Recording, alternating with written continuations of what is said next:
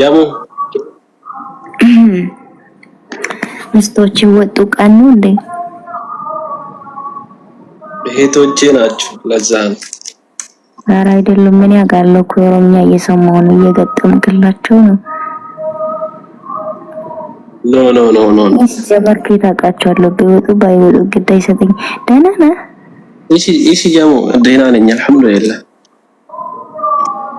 ምን ሆነክ ነው ያፈርከው ምንም ቆይ ራሱ በቪዲዮ ሊጣጣብቅ ውጪልኝ በቪዲዮ በእውነት ናፍቆትሽ ራሱ ድፍት እያረገኝ ኧረ ይድፍ እንዴ እንደዚህ ነው እንዴ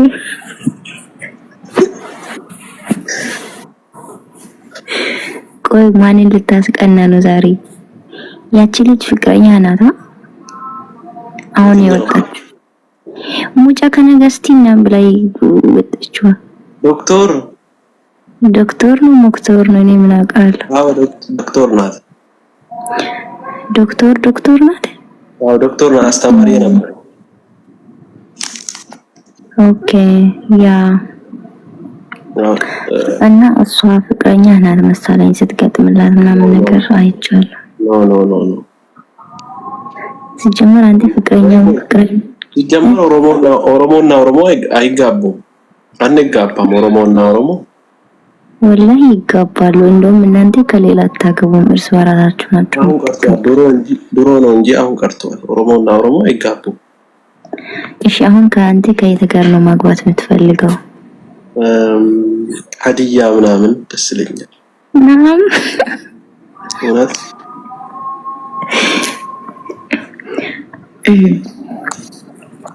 አንዴ ነገረኛ ዛሬማ ለማስቀና ነው እርግጠኛ ነኝ አንዴ የሆነ ነገር ልጠይቅሽ ይቻላል እሺ መጀመሪያ በቪዲዮ ውጪ እሺ ቆይ አንዴ ጠብቅ አንድ ደቂቃ ጸዲ ፎቶ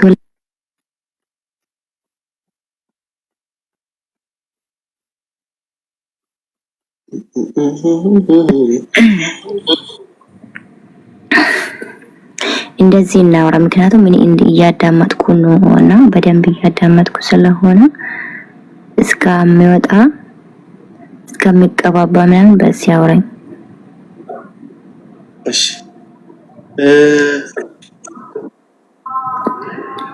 ቆይ ስምህን ለኔ ቆይ በደንብ ቀርጥ ታሪክ በኋላ ጠይቀኝ ምንድነው ለነገ ይቀመጥ አልችልም ዛሬ ወይኔ እኮ ስምህን ለመጥራት እኮ ከበደኝ ማን ነው እንዴት ነው የሚጠራከው ቀርታኩ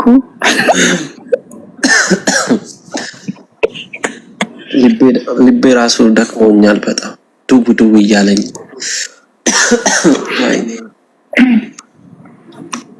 ምን ላድርገው አንዴ በጣም ቆንጆ ልጅ ነህ እና በጣም ብዙ ሴቶች ደግሞ እየተማለሉብህ እንደሆነ አይቻለሁ ሰሞኑን ይኸው ኢንባይ ናይቴሽ ለምንድን ነው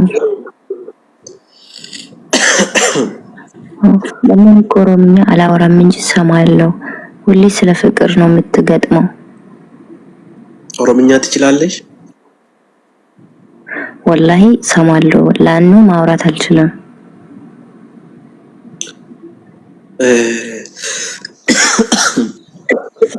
ይቅርታ እኔ አይዞህ አሁን እኮ የኔ ሚስት ብኖርህ ከጎኔ ሆነ እኔን እያለች ወጋፋ ምንድነው ጀርባህን ተመታ ነበር ምን ያረጋል ከኖረች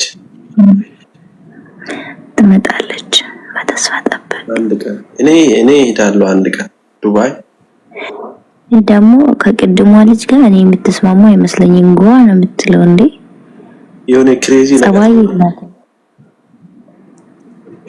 ጸባይ አላት ግን የሆነ ክሬዚ ነገር ናት ፍቅሯ ይከብዳል ትንሽ አንተን ፍቅር ውስጥ እንደቀላት ያስታውቃል የት ነው ያለው ግን ወይና እስቲ እባክሽ አንዴ በቪዲዮ ውጪ እስካሁን ለምን እኔ አሁን ነው እኮ የዘጋሁት ቪዲዮ። ለምን ዘጋሽ? ተኝተሽ ነው ወይስ? ከቅድም ጀምሬ በቪዲዮ ነበርኩኝ። ቆይቻለሁ ከገባሁኝ ቅድም ጀምሬ በቪዲዮ ነበርኩ። አሁን ገና ከመግባቴ በእንትን በፎቶ አሁን ነው ያረኩትኝ። ኦኬ። እና በጣም አንተም ተናፍቃል። ወላሂ በይ። አቤት አቤት ደስ ይላል። እስቲ ወላሂ በይ አንዴ። እንዴ ግዴታ ወላሂ ማለት አለብኝ ማለት የሆነ ህልም መስሎኝ ነው ለዛ ነው። እሺ እኔማ ቅድም ብያለሁ። ብያለሁ ሳይሆን አሁን ደግሞ በትክክል ለውናት ይው አልሰማም። በቃ ድፍት እያደረገኝ ነው አልኩሽ እኮ። ምንድነው የደፋቅ እኔ እንትን እንስደፋ ያየው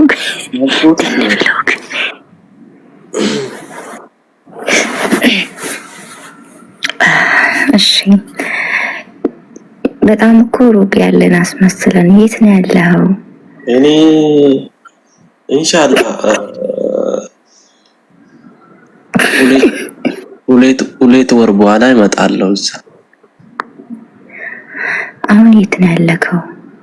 አጠገብሽ ይሆነ።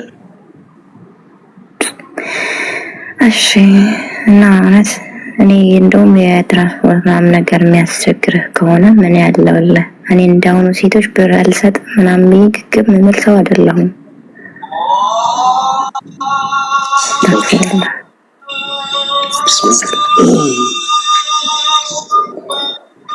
እኛ ሀገር እኮ ጅንጀና አይቻልም በጭራሽ። ጃሙ ወይዬ እሺ ልምጣ ወጣ ልምጣ አላልኩም። ልምጣሽ ወይ ዛሬ ሳይሆን ያው ትንሽ መጠናናና ትመጣለህ። የምትፈሪው ነገር የለም አይደል? ማለት ሲንግል ነሻ? ያ አም ሲንግል። ወይ ዋይን ሰምቶኛል። ግን ያው መጠናናት አለብን። ትንሽ ማጠናናት አለብን። እዚህ ከመጣ በኋላ የምን ችግር እንዳትፈጥር። እኔ ምንም የለኝም። አዎ እናቴ እኮ መጀመሪያ ያው ትለሳለሳላችሁ ግቤ ናችሁ። ከዛ በኋላ ነው ችግር ያለው ነው። አንድ ልጅ አለኝ ግን ሚስት የለኝም። ከማን ነው የወለድከው? ታዲያ የተወለደው ውስጥ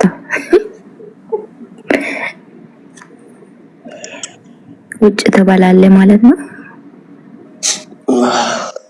እንደዛ ሳይሆን በቃ አለ አይደል አንዳንዴ እንደ ድንገት አንዳንዴ እንደዛ ነገር ይፈጠራል። አብሽር ማለት ያው ሰው ልጅ ነህ፣ ትሳሳታለህ። እኔ ይቅር ብያለሁ እና አትፈር። እኔ ከሚመለከተኝ ከኔ በፊት የተላለፈው ህይወት ከአሁን በፊት ላደረገው ነገር እኔ ምንም ግድ አይሰጠኝም።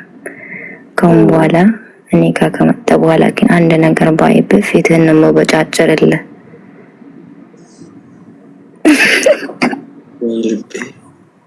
እኔ እኮ ከድሮ ጀምሮ እንደዚህ አይነት ሰው እየፈለኩ ነኝ። ማለት አላህም ዱዓዬን ሰምቶ ዛሬ ተቀብሎ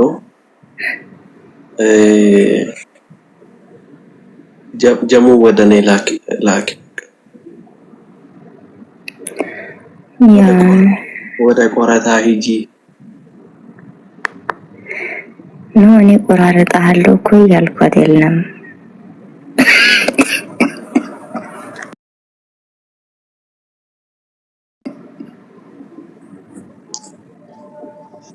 ጀሙ እሺ፣ በቪዲዮ ውጪ አንዴ በቪዲዮ ውጪ። በቪዲዮ ነው ወደ አሁን እንዴት ነው ጅንጀና ውስጥ ገብተናል እኮ فيديو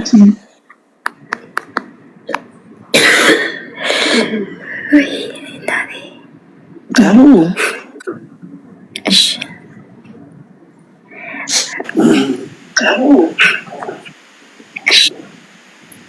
እህቶቼ መጣችሁ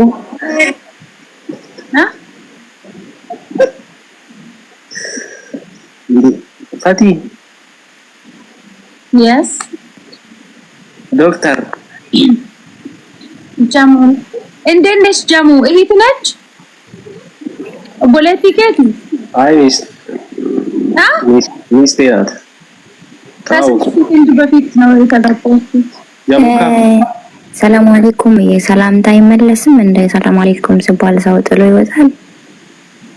ማች አልሰማሁሽም ነበር ብለሽ ነበር እንዴ? ቀደም ብያችሁ ነበር አና እህቶችን ላስተዋውቃችሁ ብሎ እዛችሁ መጣ። ደግሞ ድጋሚ አይዞ መጣ። እንደዛ ነገር ነው። አስደግ ማች ጀለጣችሁ ከተፈ አስደግ ነው ጀሙ ጋር ነኝ። ተመከምታ ጀሙካ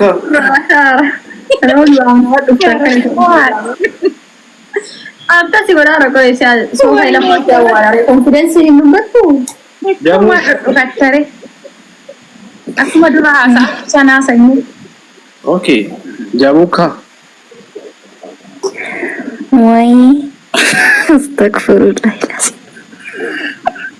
ወጥቼ ሊደውልልሽ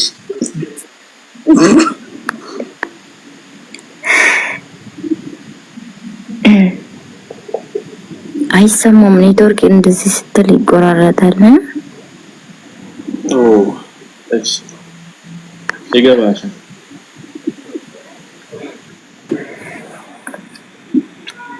ኦኬ የምታስቀናው ሰው አለ ማለት ነው።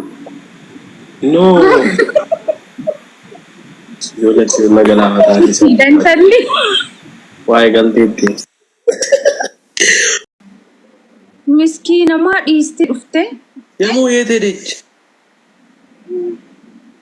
አቲ ቆይ ኦኔ ቀባቴ ሃሳአት ኡርቴ ኦኔ መቀብ ኦኔ ሆ ቀባቴ ጊዜን ዱፍነለ ሃሶፍቱ ቱሬ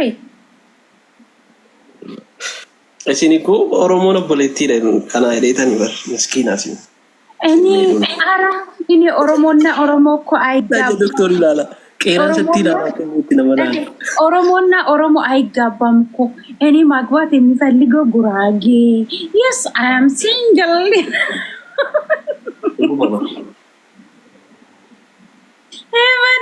ወደ ኮላታ ዱገማራት አትጣወልዋለ ለጌቴ ወላተ ወልዋለ ዱባሩ በጭቱ ተወልዋለ ሙጫኒ ኮምበሬ ዲዮሰኒ ሲቶ ኦሮሞ ፌሰቡ ሰባይ በሬቲ ሲገሬ ሰኒ ሲቶ ኦሮሞ ፌሰቡ ሱን ጋሪ ዳ ሲገሬ ማፍ ዲፍራቲ ዱረ ቀባቴ ሃሶፍቱ ሰማ ቀባቱ በደብረ ሀዲቱ አማ ኦሮሞን ቤታ ጀጉኔ ወሊና ሶብን ወሊን ተበኑ አማ ፋምቢራቲ ነከፌቲ ዋን ቤት ጀት ያሰው ደንደይሳ ኦሮሞና ኦሮሞ እኮ አይጋባም።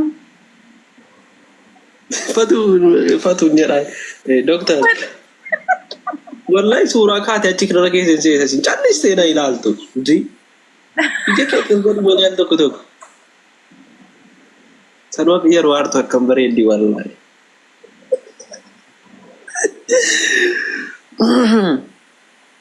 አመታብታም ኤጅ ጭራሽ ኦሮሞ ጉሩ ጎዴ አመጋረ ነበር አኒ ሀዲያ ማዲ በርባደ ኦሮሞን ፉ ባልአዛር ወደ ማለት ነው ደስቲ ረንጁሩ ማህጀት ይካቴ በቂቻ ማላ ሙጋፍት ይሰማ ኦሮሞ ሲሞጋሲያን ሲሞጋስና ይላላል ነው ሱቢ ይረከብ ፖስት ይካን ከላላል ባልአዛር ኦሮሞ ፖስት ይቦሰ ከነየ ባልአዛር መቃን መቸሰኔ ባልታዛር ሲለማል ማል ጎዴ ሲለቆይ ዳጋቅኒ ኔ መቃና መቸሰኔ ያዋሙ ማል ጎዴ ረቆይ ነው አኑን ቤኩ ማሊፍ መቃሳ ዲቹና እንደሚቸሰነም አናከን ነገይቲ ነማየ ሮጀል ገባቲ ፊ ለፋ ካሬ ዲባ ሁርቆቴ ሄደኒ qotee bulaa Afrikaatti akka Afrikaatti addunyaarratti waamsisee Laakka ameelaak. Kaaree dhibbaaf maal anoon beeku. Hin beektu yaadattu. Oromoon keessan jirtu garuu alhamdulillah. Shamarroon Oromoo dhukkeen irraa kaasee dhiirri immoo dhaayizoodhaan jedhaa dhugaa dubbachuu fayyadan.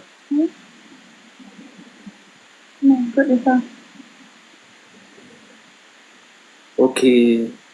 Akka Afrikaatti lafa kaaree dhibba furmisi. Ani wallahi hin argine jecha madhage. Baaltazaar isa anasii ol isaa gadhiisa argeera Facebook irra sanii achuma argine.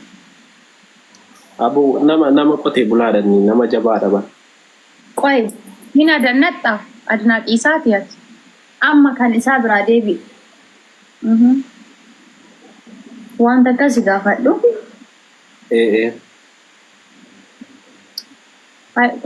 Kolfas miti kolfis barbaade miti baay'ee. Okay.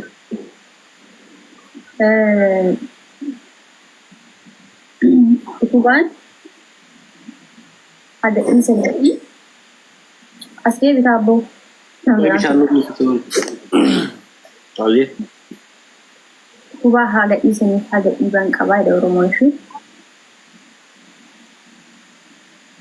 Irra deebi'ee gogo akka kan kiyyaan jechuun naaf hin galle akka taate yoo dhalaa bira geessu akkanatti waan qabdu hunda fixattee haasoftu taa'ii miira keessa jiiftuu galchuuf moo obboleeyyan kee dhufettee hin dagatin yeroo amma dhufne kan haadha manaa kootii baraa jettee hin dagatin ishee jechuudha.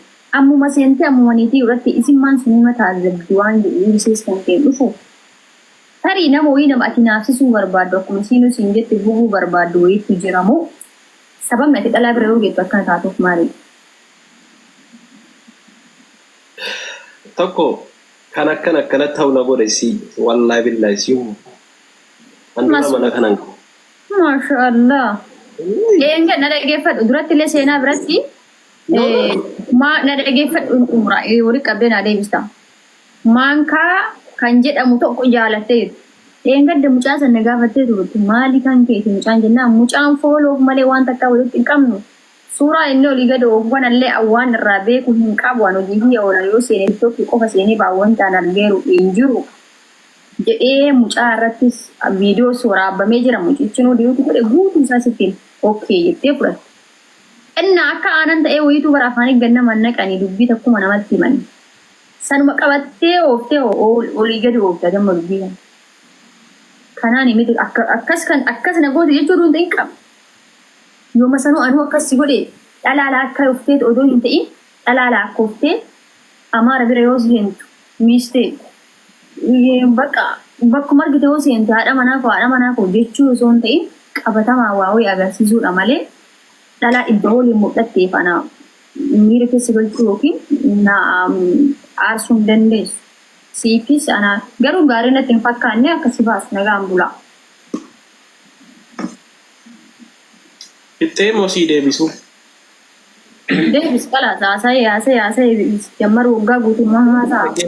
Dhaggeeffadhush.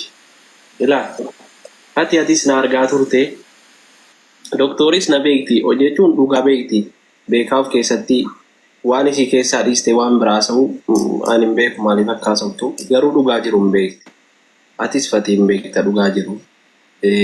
Gaafa jalqabaa anis doktooris ilaal uummata keessatti harka akkas ol qabne yoon dhiira biraa bira gahe maammee fi ilaal maammeef guumaadhaan ala jette yoonan dhiira biraa ilaal maammeef guumaadhaan ala yoo mana dhiira biraa seene attumaan na bilookii jette attumaan na bilookii tokko.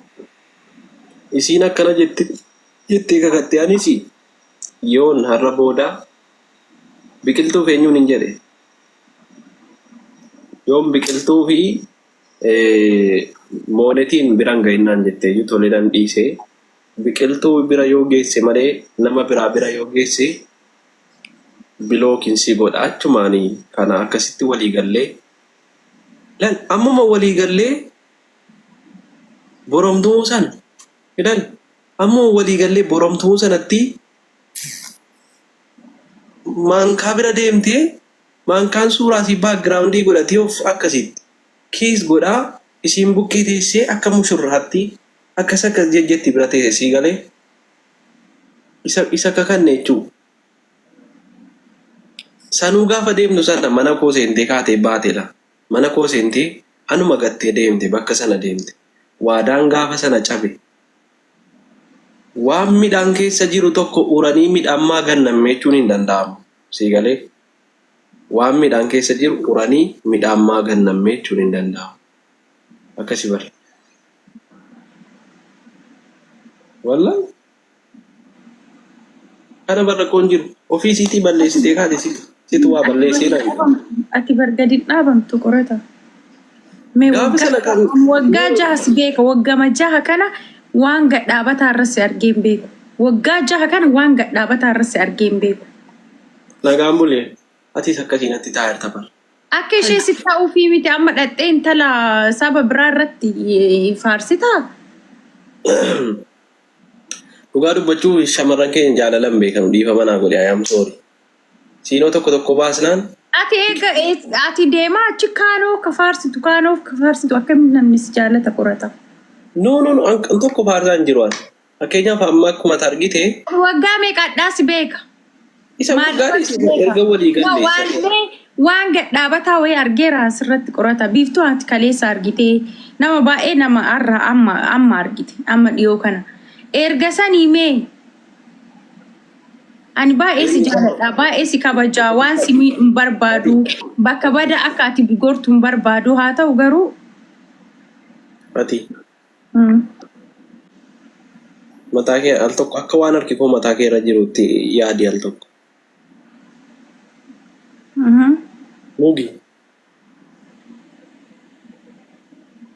Mugi kan. Happy birthday. Didi. Mugi. Ayah. Ay. No, mugi ofi rokutini. Tampara tara char. Okay, amma seetaan isi raadiin dhaggeeffadhu gaasa dhugaan sitti himu.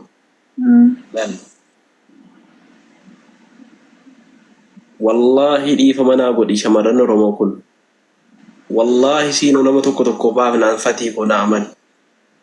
Jaalala uuma jedhame hin beekan sii galee. Jaalala uuma an doktoriidha jedhaan jiru. Doktoriin durna jaalatti dhugaa dubbachuuf erga miidiyaa irra baatee akka tokko godhachuu eegalte erga miidiyaa irra. No, isiin ammallee si jaallatti barsiitu. Na jaallatti garuu. Gadi dhaabannee bar. Anuunan jaalladha garuu waadaa erga siin gaafa sana waadaa sana cabsituuti. Namni waadaa tokko cabse waadaa hunduma isaanuma cabsa sii galee. Isii waadaa cabsinaan waadaa baadhee taa'uu hin danda'u. Amma siin kan biraa namoota baay'ee bira sesseenaa olti siin namoota baay'eedhaan taphataa olti.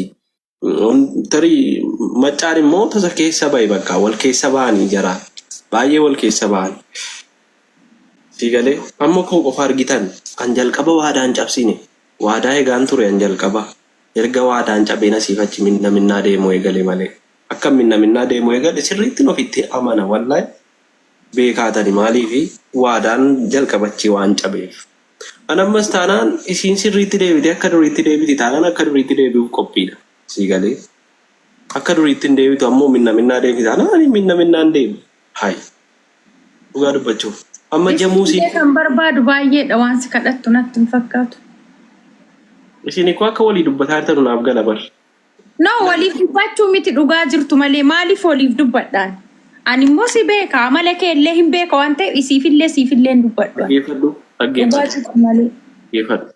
Jamuu dhumti ammaa kun mucattiin bareedduun ammaa kun wallahi barana keessaan afaanin si barsiisa itti afaan jaraan si barsiisa itti. Wallahi billaa isa dhugaa. Daftaratti barreessee booda kana. Waa'ee jaalalaa qofa natti hin dhibiidhaan akkasiin itti jaalala nama qabsiiftu laal shamarran bira. Siin jaalladha akkas jechuun siin jaalladha. Amma biiftuulleen jaalatta jamuulleen jaalatta.